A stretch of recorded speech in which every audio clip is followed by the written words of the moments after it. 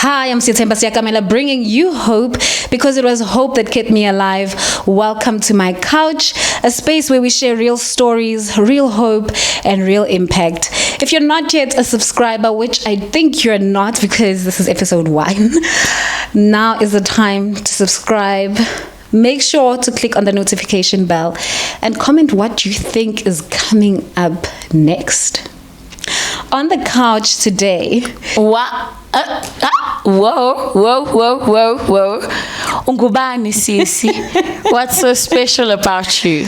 Okay, I told you to subscribe, right? And you're just like, why? Okay, what's so special about me?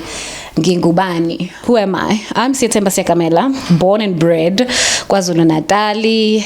I've come from a big family, one of many, many children. Was raised by my dad. I'm such a daddy's girl. Love him down, Kosiam. Love that man so much. I look up to him, one of my first heroes, my everything. You know, when they say a daughter looks up to their dad, that's exactly it. I love God. I always have. I'm a daughter of God, crazy about him, obsessed with him. I'm about him. I love people. I'm bubbly. Yeah, papa say. But yeah, as I've grown older, what can I say, and wiser, and life has happened to me, and I've eaten some humble pie, I must say there's been a bit of, I've become a bit more reserved. Yeah, I love laughing. I love traveling. I love food. It's going to be the end of the Yeah. Okay, so why should I waste my data? Not waste, rather. That sounds so harsh. That sounds so harsh. But why should I spend my data on you? All right. I believe you should spend your data on me because as the show, or rather the show is called Hope Kept Me Alive, we'll be airing different stories from real people who've gone down I'm talking about challenges, issues, things that should have held them down, but through resilience, through faith, through God, through purpose, through knowing that there's something bigger for me out here in the world that I need to fulfill. They've come up stronger. They've come out, better. God has restored them. He's given them a voice and impact and power. I'll be bringing those people, sharing those stories right here. But not only that, I have a story as well. That I'd love to share and mask to you as well. I love women, not like that, but I love women. I think there's nothing and no one stronger than a woman. I don't know if I'm just being biased because I am one, but I believe that women carry so much impact. They carry power. They carry the ability to navigate things in the world. They birth things at the right time. I feel women can be the voice of reasoning. I feel like women are a compass, and some women don't know their worth. Some women don't know what they bring to the world. Some women don't know what God has given them, gifted them with, so that they can share with others. So part of this platform is to help women uncover and unearth that. It's to help women find their voice. It's to help women to recognize or relate to another woman who's going to be sitting right here next to me and saying, I'm going through that, or I have gone through that, but it's left me feeling so down, so bad, so dirty, so shameful, so worthless, as if I don't deserve a seat in the table of society. And we're here to correct that narrative, but most importantly, to point you back to God. I did say I'm such a Jesus girl. I believe that for every problem, there is a solution. Unkulunkulu. It's okay. God. Yeah. Okay, Tata, we're not Jesus girl. Okay, but then I hear you talking a lot about women. Like you said, you love women. However, if I am a man watching this, should I still stay, or is it just going to be only female based? Is there going to be men here? What's going on, though? If you're a man and you're here and you're bumping into this, please stay. You know how important and how eye-opening, or what an eye-opener it will be for you to sit down and put your shoes in a woman's shoe for a while, in a woman's situation, in a woman's conundrum, in a woman's emotion, what certain behaviors and traits, how they are treated sometimes leaves them feeling like. You might learn a thing or two as a man. You might be able to reflect and go back and apologize to a woman or two, change the way you carry yourself around women. Maybe you'll be more sensitive to them. We're not only going to have female guests, we are going to have gents as well. I believe everyone has a story, and each story doesn't have a gender. It's just that, like I said, because God has called me in this moment, in this time, it's going to grow for a woman. I know that chances are what is going to birth now as we're starting out are stories that I relate mostly to women, but everyone is more than welcome to watch and learn. Yeah. Why now? Ooh. Why start a podcast? Yabona manje social media, everyone is trending for the fact that we are podcaster, and everyone. It's like, just because you have a mic doesn't mean you have to now post about it. But why now? What is so special about you and the people that you are going to bring here? Sure. Why now? I think first and foremost, I've gone through the fear of abantu bazothini. One of the things we fear in chasing our dreams and chasing our purposes is being vulnerable in front of people, putting ourselves out here like this. What will people say? There's so many people who are doing it who are better. They're more articulate. They've got better technology. Everything else of theirs is in point. So there's a level of comparison as well. But one of my guests who'll be coming on the show said something so powerful and profound, I thought. She's like, see, people podcast and they flip through them, and there's a lot of them, and they keep flipping because they haven't found the one that they are looking for, or the one that needs to service and speak to them, or the one that needs to minister to them, or the one that's just the genre they are looking for. So as a result, they'll just consume what's there because they haven't found the one that's it or speaks to them. And who knows who is waiting for your podcast so that they can finally stop and say, oh, okay, I found my tribe. Oh, I found what I've been needing to hear out here. Oh, I see what I have been needing in this time and in this moment. So I think it's just an amalgamation of everything being available, resources, time, people. But like I said, more than anything, I have died to self, and I finally said, Lord, yes, whatever it comes with, yes, I know why I'm doing this. I'm doing it for your people, and it's not even about me. I'm just the vessel, and I'm yielding. So obedience as well. Okay, I hear you. On to a lighter note. Kunini says unpack his I feel like I'm in an interview. Oh my girl, we need to know you. I feel like you're unearthing me. No, because we gotta know if I'm gonna stay here for a full, however long it's gonna be. Yeah. I wanna know what is it that is gonna make me stay here. So I'm gonna get into some personal questions. Sie, where does Sie stand on the opinion of ghosting? Have you ever ghosted someone? Have you ever been ghosted? Which end were you on? I have ghosted, guys. Peace to everyone I've ghosted. It's not been personal, okay? It's just that sometimes, like, it's a lot. It's better to just, it's fine. It's right, I mean, when I was ghosted, it got to that point where it's like, they don't want to hear from me, and I'm just wasting my time. You know what? I'm done. I'm going to stop here, and it's okay. I'm holding no grudges. So if anyone is holding grudges because I ghosted them, I'm so sorry. I really, really am. Okay. Okay. I see you loosening up a bit. What is if you're given 100 million rands today, because someone was talking about rich, no guys, it's not fraud. Okay, only 100 million accounting. Would you take it back, or would you be like, you know what, I'm gonna spend it right now? You would not ask how I got this money. You just got a random 100 million into your account. If I'm being political and diplomatic and a child of God, I would take it back. But if I'm being real, that's the thing. Where would you take it back to, though? I mean, there'll be a trace. I mean, surely there's an account it comes from. I'll take it back there. But that, like I said, that's the diplomatic, you know, the child God in me. But the me now who needs the money, I would chop that money very nicely. I'd make sure I close off all my debts. I'd invest a whole lot more, save a whole lot more, and more property. Okay. Jet or yacht or two. Yeah, see. More Clock travel. it. Yeah. Clock it. Okay, Miss Ma'am. Is there any advice that you would give to anybody out there that is like, oh, Sana, I just can't anymore. You know, I'm at the verge, I'm on the tipping point.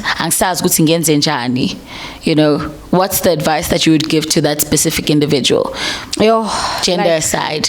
Gender aside, bruh, it gets hard. It really gets tough. And we are tested in different ways, in different shapes, in like no two people. I know 2 people or 3 people may go through a rough incident that is the same. Let me make an example. Maybe 3 people may get raped, right? But I still believe that healing is so unique to each one. I say this because when it became revelation to me, when I was reading the Bible, I was like, aha, that explains so much. Don't give up. I know it's easier said than done. Don't give up. Don't give in. Look to us to say that person got through it and because that's what we're here for. We're here to give you hope. We're here to encourage you. We're here to say you are able to get up after a divorce or an abusive relationship, after losing your job, losing your loved one, after losing businesses and money, after failing, looking like an embarrassment, after being confused, making a spectacle of yourself in front of people, after everyone's made fun of you and, you know, ridicule you. Whatever it looks like for you, you are capable, you are built to come out of it for sure. What I'm going to point you back to is find God and what he says to you about how you need to handle that situation, instead of wanting a carbon copy of what so and so did. Because coming back to the revelation I bumped into in the word was God encountered many different people who were blind, but I never saw him coming up with a doctrine to say that for blindness, this is how you heal them. He healed people who were sick. There was never a doctrine that he heals a person who's sick in this way only. He told one to spit and put in the eye. He told one to go wash and keep washing off.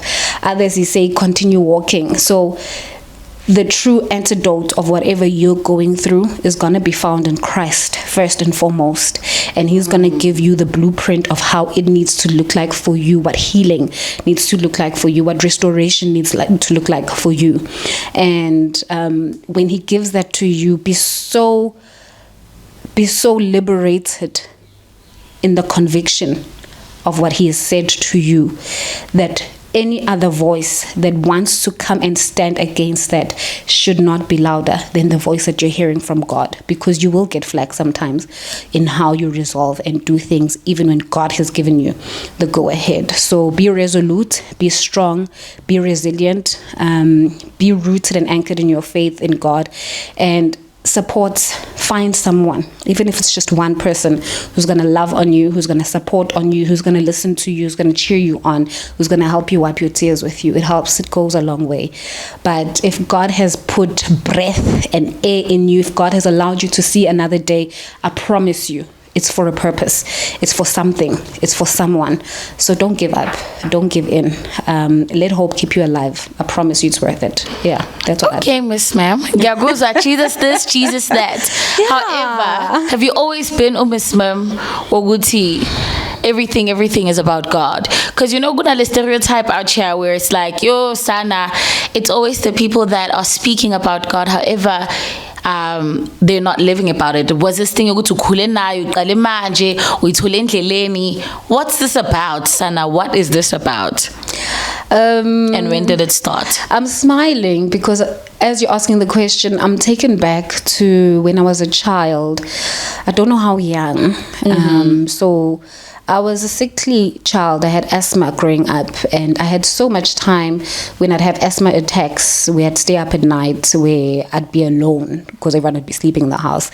I couldn't sleep at the time because I didn't know, I misplaced my asthma pump or whatever. My medication had run out. I had to wait till the next morning for the pharmacies to open before I could get medication. So I'd count pills, I'd get bored, I'd do this and I'd do that. Then I'd always find myself speaking to God. Nothing deep because I was a child, I didn't know much. It was just like, thank you, Lord. Even when I'd sleep, I'd say a nice young prayer. Thank you, Lord, for keeping my family. Thank you for the day. I always felt or sensed that I was doing life with someone at that point, and I didn't know, but I can say now it's definitely the Holy Spirit. I think there's always just that an awareness. I don't know, there's that awareness to know that there's someone who's doing life with me. So started off as a child, didn't know, couldn't pinpoint it. I know growing up I went to many churches. Guys, there's not a church I've not been to. The Roman Catholic, Mormon, I'm talking ZCC, I'm talking Apostoli, the Veseline ones, Gwashembe Wena, name it. I have been there. So I think I've just always been hungry for this man. I've always wanted to encounter him. Initially it was through people, through different, places and genres and churches and theologies, etc. To me, encountering him for myself in my own very life. And once I did, I'm not looking back. I'm not perfect, but I trust the one I do life with. Okay, Miss Ma'am.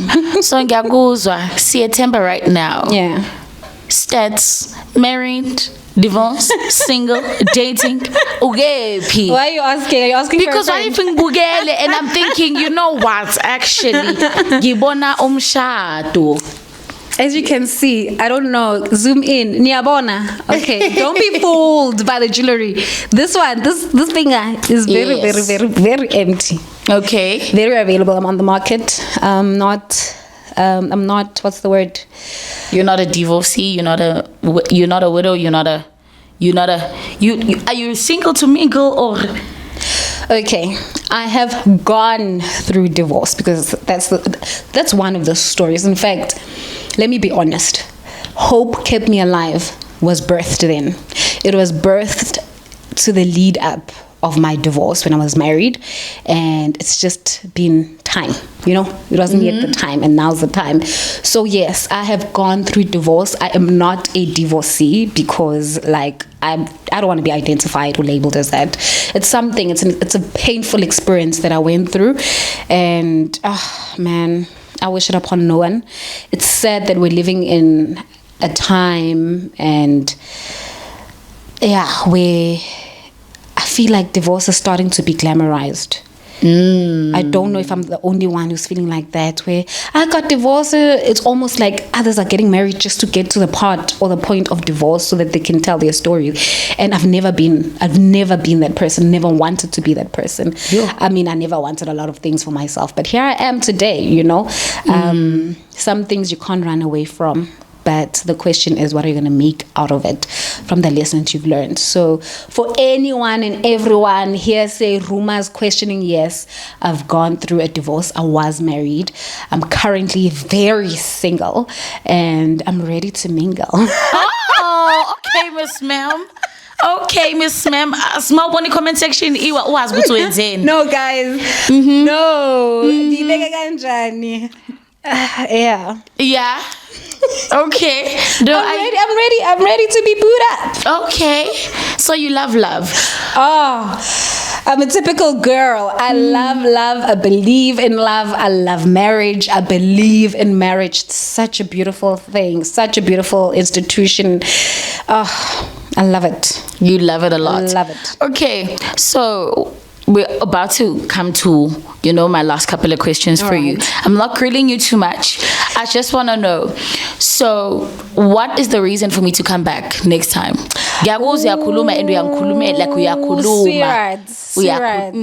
Come back because the guest I'm going to be having here on the couch, her story, mama. please tell all your girlies, subscribe, share the link. What's the word? Go there. Uyo lindela for next week, because it's really such an impactful story to a lot of women. So ladies, please share. Gents as well, please come back, because you wanna, like I said, I think it will hit differently as a man to sit down and watch how women feel, what women go through sometimes at the hand and at the stake of men. And look, I'm not being bashful and saying that, and I'm not saying all men are bad men or all men do bad things. No, it's an opportunity to learn as well, and it's a chance to see where you can self-improve and self-reflect. Yeah, so come back. Okay, thank you, my sweetheart. Any last words? Can I grill you? Okay. Can I grill you on behalf of society? Yo, Sana. You were never experienced, right? No. You were never ready. No. And that's exactly the whole point of it. So, in as much as I love people, I really love people, I adore them, I think they are the most scariest people as well. Because I came to a realization rather, that you can be sitting with someone thinking you have this relationship or friendship, thinking you're in sync, everything's on flow, everything's on lock. Hayi kanti omunye umuntu ukuplanela ezinye izinto mfethu, omunye ukuplanela uyakutshontshela la undercover, omunye ukuplanela ukubulala, omunye nje is here for, shady things. So you never, in other words, you never really know what's up on the mind of the other person. Okay. It's creepy like that. Okay. That's how people are. Yes. What's your relationship and thoughts about people? Your? Yeah. You never know. You never know. For the people wondering, go to Band Lokuluma backstage in Zongbona one day. One day is one day. One day is when one she day. ready to unleash and unravel herself. True. My take on people, Sana, I grew up having this thing, Yoguti, I'm scared of shy people. And it was mainly because I overthink a lot. So there are times where I just yappa to get my brain to stop thinking that much. And it gets to a point where it's like I'm doing all of that because, I'm trying to get my brain to stop. But then when I get home, it's like, what was this person thinking? What was this person, what was going through their mind while I was saying all of these things? What was happening? So people are very, man. Weird. People are weird species. Lovely people. Lovely? People are lovely. People, there's a lot that, and I think that's why scripture says you are fearfully and wonderfully made. Intricate, nothing more intricate, more delicate, more frightening, more scary than a human being. Yeah. No, people, it's for loving. I'll leave that to God's hands. You don't think people are loving? There are loving people out there, but there are also people that you look at and it's like, are you sure you're a child of God? Are you sure? That's a different story. But yeah, that is just a little fun fact about me where people are concerned. And I just wanted to try via the person who's busy grilling me. Yeah. So you really do love people? I really do, Nkosiam. Even though they are the ones who are gonna hurt you, turn around to it's okay. It's okay. It's all right. No one's perfect. I will, Nkosiam. I will. Okay. With that being said, what's the biggest thing that life has done to you? Like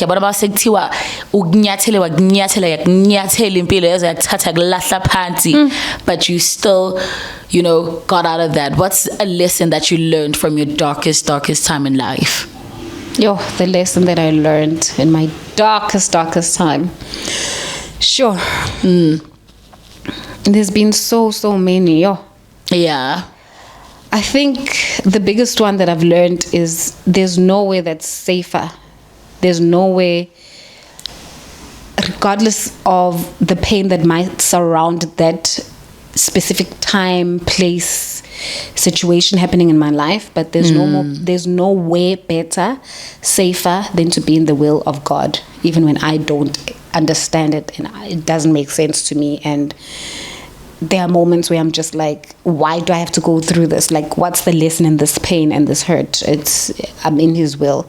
And sometimes it's the best place to preserve my faith, to grow my faith, to help me grow in perseverance, and sometimes to just put that humility in my skin. So I don't know if I've answered it correctly, because there's so many dark places and spaces. The biggest lesson for me is to be in God's will always. Okay.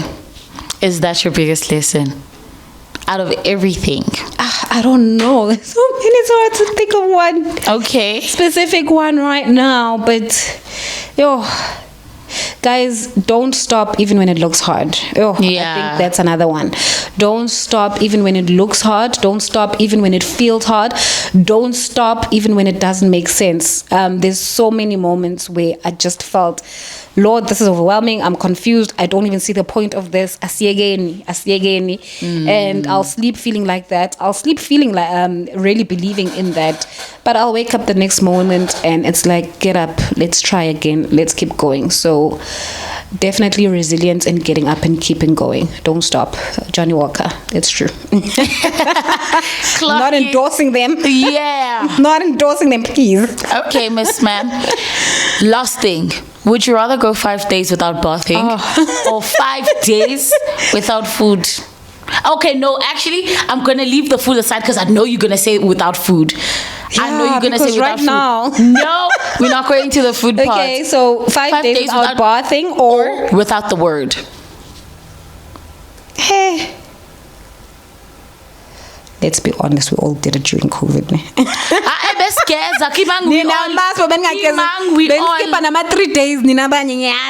Max is 3 days. Oh, you see, I knew it. Not me, not personally.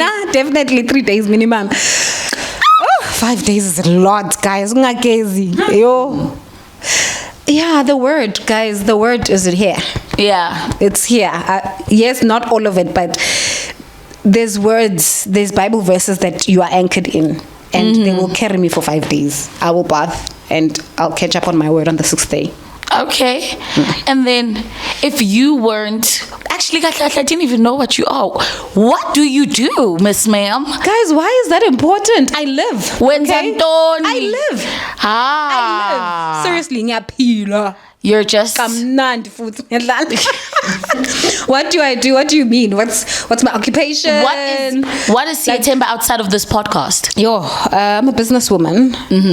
I'm a woman in tech, but not fully. So I was doing a 9 to 5 in the tech space, still dabbling in it, but not as a 9 to 5. I'm a speaker, I'm an MC, I'm into media. Studied psychology as well because what? Yeah. When did this happen? Psychology, I've got a degree in IT. Like, guys, I enjoy knowledge as well, and just people. Thing is, people intrigue me, guys. I used to literally, no lies, I'll go to Groove just to sit there and observe people, like a people watcher. So you're the type that sits at Groove and looks at everyone dancing. Not because I would not go out with you anymore. Not because I'm questioning behavior. I'm questioning interaction and engagement. My mind is what's happening. Like, I'm so enthused. Like, what is making you behave this way you do, and do the things you do, and enjoy what you're enjoying, and be in the mood that you're in at that time. And similarly goes to, why do people do bad things? What goes on in your mind? How's your psyche? How's your wiring? Your background, your upbringing. Because as an individual, you are encompassed of many things: your background, your upbringing, your experiences, your peers, your culture, your exposure, ethnicity. It's a lot. Your religion, etc. You're made up of a host of that. So you believe that a person is what they are because of what they've been through, or what they've seen and been exposed to. It plays a role. It plays a role. There's this study where just even inquisitiveness of, why is it that two people, twins even, can be raised in the same household but behave completely different. Be exposed to the same trauma but respond to it completely different. One models the trauma in their life, the other swears never to do it and lives a completely different life. those are the things that intrigue me. How does that happen? You know, it's But I understand this is I'll say again. No, I heard IT. I heard psychology. Yeah. I heard how many? No, it's a diploma and degree in IT. It's only 3. How? Here I was thinking you're 25. However old you think I am, that's the one. Okay, Miss Ma'am, any final words? Final words, guys. I believe in people doing what's in their heart and their spirit. If God has planted something in your heart, in your spirit, do it. Chase your dreams at all costs, no matter how silly they sound, they look, whatever. However old you are, if it's in your heart, in your spirit, and you are able to do it, or not even able to do it, do it. Chase your dreams. Chase your dreams. Let everyone look at you and believe that you're a fool, while you know, Uti, you are doing what's inside of you. Because I believe the biggest compass resides within us. We know. Like, we've got this inner knowing compass that's birthed in us from God. It's a gift. Follow it. Chase it. Okay, that's it from me. You can say your goodbyes, and we'll see you again next time. That was a lot, guys. I don't know if you're going to come back, though, but comment something, say something in the comment section, and hopefully you'll be back next week. I'm so excited for you to be exposed to my guests. Come back. I love you, and I hope you enjoyed getting to know me as well.